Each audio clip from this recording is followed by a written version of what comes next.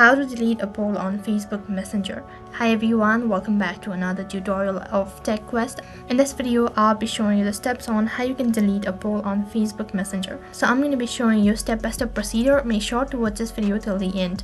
Before getting started, make sure that you've updated your Messenger application to the latest version, and also make sure that you have a stable internet connection. Without wasting time, let's get started. So log in into your Facebook Messenger. Once you're logged into your Facebook Messenger, you need to click on the desired chat page where you want to delete the poll. And as you open up the chat page, this is what the interface is going to look like.